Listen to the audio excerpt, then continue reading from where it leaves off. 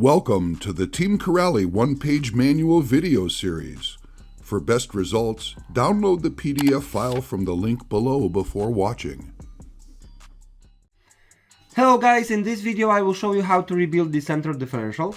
But before you watch this video, please check this one. It contains all of the basic information of how to work on the RC car. Of course, before we start with step number 1, remember you need to have the Diff in your hand. Of course, the proper manual how to take it out of the car will be listed in the description below. This differential is built out of 3 pieces: the gear, aluminum central case, and the end made out of steel. All of our 6S cars have it installed in our car. The only difference you can see will be the gear. Here we have 52 tooth spur gear, but it also can come with 46. It's basically in our buggy lineup. The build of those differentials are exactly the same, only the gear is a little bit smaller or bigger. That's it. Here you can make some changes also. If you want to tune it with the aluminum 7075 aluminum case, you can basically do it, replacing those parts with the aluminum case. But you need to remember about one thing. The only difference between those cases, of course besides the cases itself, are the pins inside. So that's the part number for the pins to the aluminum, red aluminum case, and that will be the one for 7075 tuned Diff case. And one more tip before we start. The oils you tend to use in the differentials are basically on much higher viscosity, and they are quite hard, as you can see. So before you start, turn your bottle upside down and let it come all the way down. You will save some time later while rebuilding it. Remember that the Diff have inside a lot of oil, and you will create a mess if you just work on it like this. So if you don't want to clean your table too much, use standard kitchen paper and basically use it a lot. You will have plenty of oil to take out of here.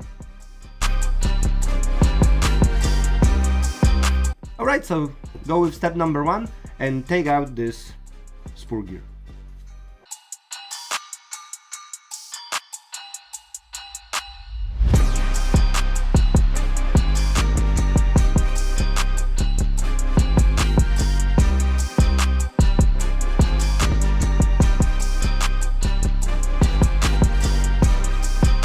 For step number 2, we will take out the inside gears.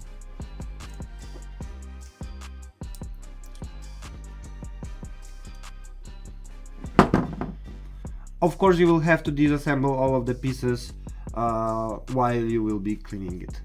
But let's come to this point later. So that will be the moment when most of you guys can stop. And that will be all that you need to disassemble to change the oil. As you can see, case is opened, diffs, the inside gears are out. So now if your diff is clean, if you want to only refill it with the same oil, just put the oil here and that will be it. But if the oil is pretty much hardly worn and it's all black and it's just simply overcooked between the drives, I would recommend to take it out completely. So what we'll be heading to in the rest of this manual. But basically, if you already clean it with the tissue paper, you should be able to clean it enough to put a new oil. But of course, if you want to be perfect here, you need to disassemble this whole to the last piece. One important notice: the easiest way to clean this oil out is solvent. But working with solvent, you need to remember about 2 things. First of all, your hands. You don't want to get the solvent ruining your hands too much. That's of course, so use some protective gloves. And of course, I'm not really a fan of cleaning it with the solvent right now, because here is the o-ring, and if the solvent catches this o-ring, it will like pop and it will become 2 times bigger, and it will basically stop doing its job. So I don't recommend to do it, maybe only if you are super careful, but I honestly never do it this way. So in step number 3, we will take out this gear, out drive bearing and everything that's inside.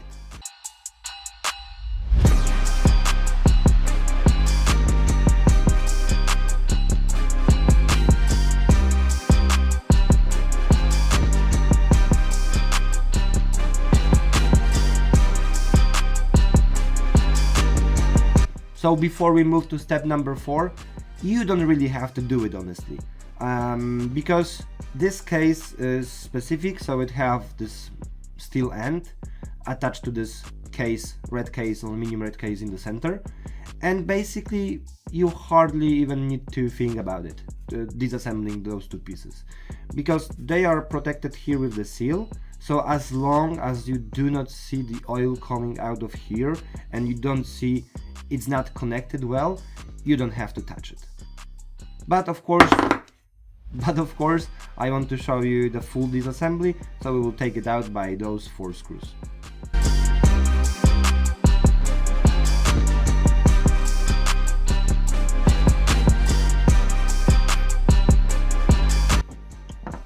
Okay, important notice here you have this seal, and you want to be double careful taking it out, because it's not hard to rip it apart, and if this is ripped you need to replace it because your diff will surely leak.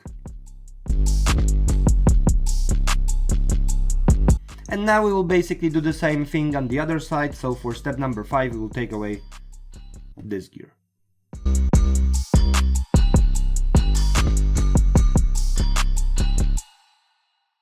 This seal is a little bit harder to get out of here because you just cannot slide it over. So what I like to use is either the dental tool with a spike to lift it a little bit, or simple hobby knife.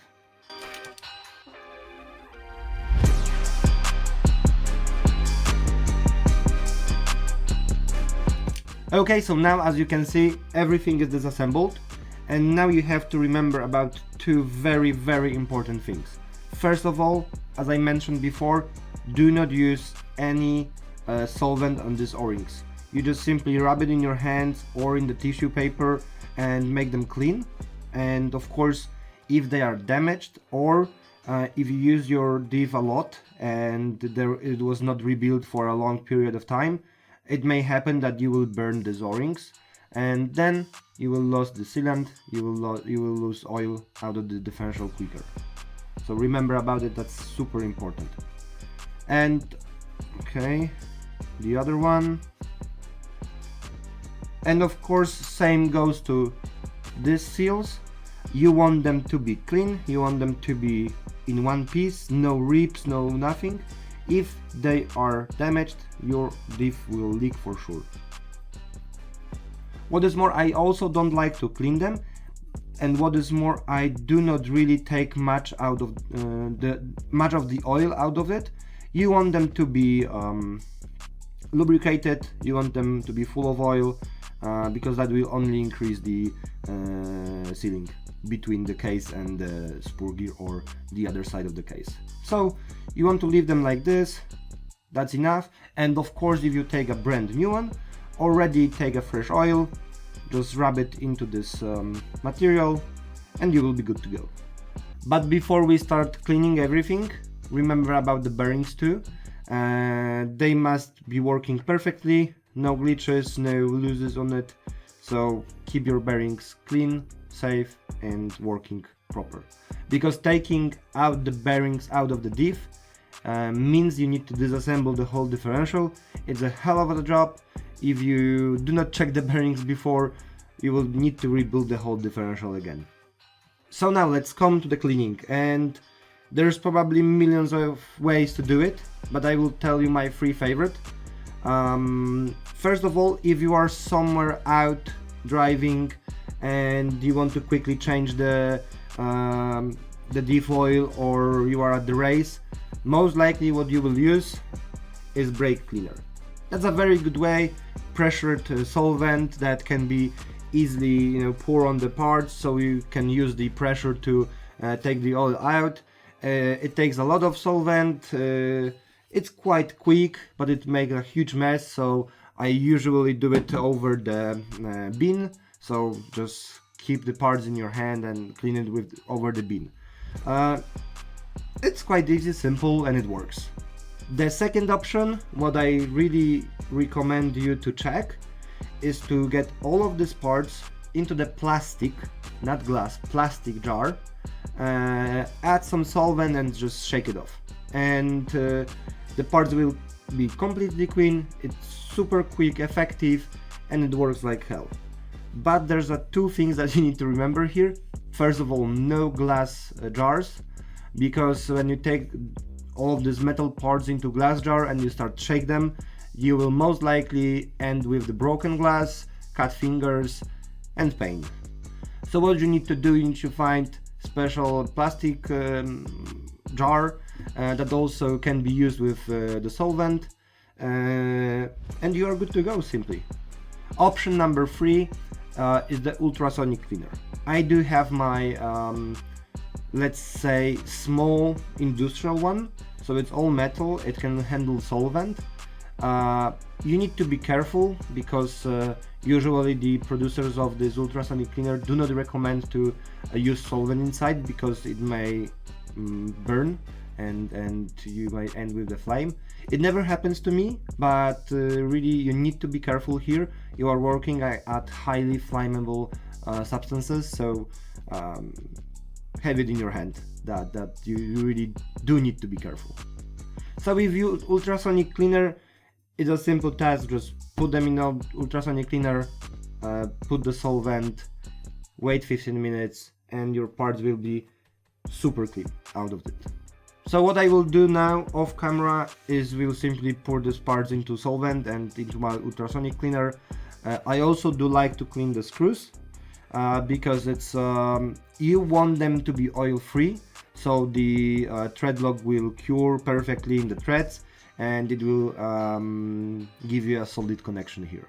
So give me 15 minutes and I will be back with clean parts. Alright, all parts are now clean, we can move to assemble it back together. And of course, to do it, please simply reverse the steps. So there are a few things I want to really highlight throughout the assembly of this. First of all, remember these O-rings must be looped with the Diff oil, because the outdrive will rotate quite fast in here. So you want this to be oiled, you want this to be smooth, and of course, if you don't oil it before, and you can use your Diff syrup for it, it will just simply burn inside and kill the O-ring. So what you need to do is nothing fancy, just use a little bit of the oil. As you can see now, it's all the way down, so it will be easier to use. So a little bit, and simply like smoosh it in this oil. When it's all done, put it in and rebuild the rest.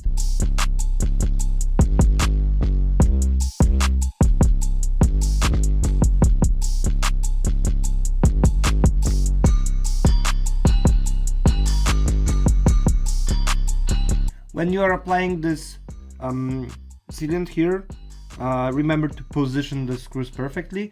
It will be just easier afterwards, and of course if they are not positioned perfectly, the screw that will come through here will rip it off. What I also like to do is add a little bit of grease here, just to make sure everything is looped and there's no spots that is like out of oil.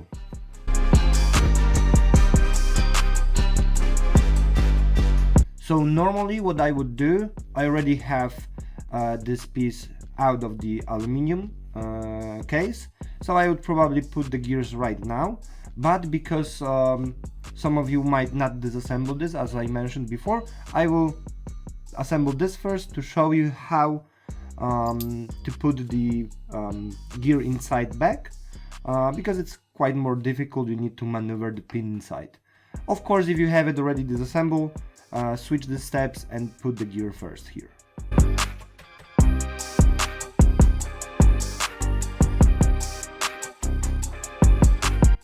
Here comes the shorter screws, and remember to use thread lock, otherwise it will surely lose during driving.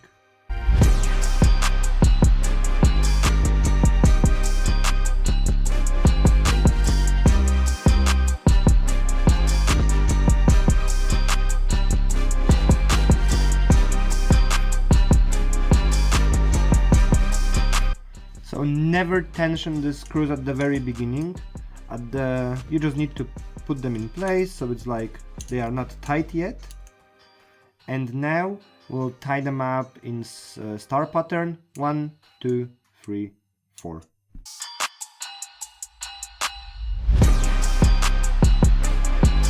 Alright, so here it is. Let's put the gear inside.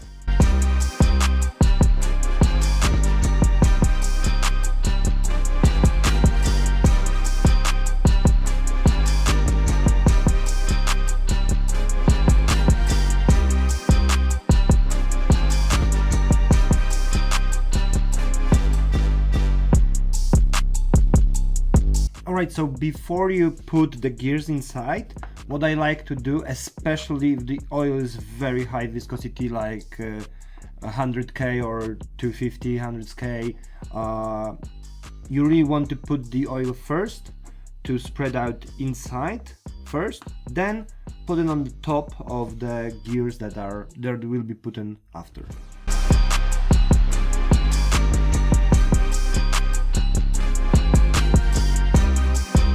There's also one important notice here.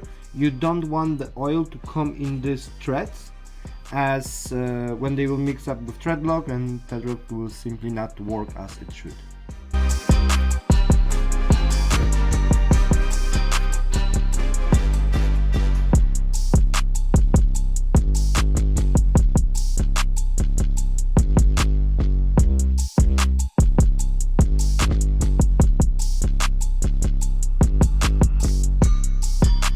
Now we'll put the top cover. Important thing, please check carefully where the screws are to fit them perfectly here. If you have any excess oil here on the top, you can smoosh it out with your finger. Put it back together, use thread lock on the screws, and make sure everything is aligned properly. If the gears won't fit perfectly inside, just rotate the outdrive a little bit to make sure they are on the proper position, because if you will like smash the gears together, you might break them. But it's not a honestly very difficult job to do.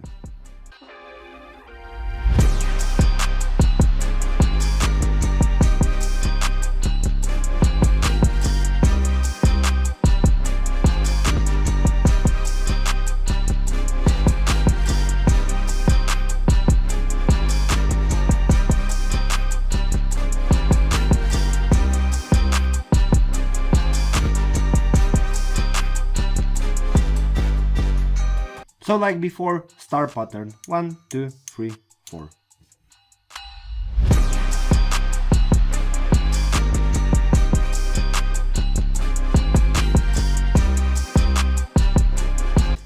So as you can see, the whole diff is now rebuilt.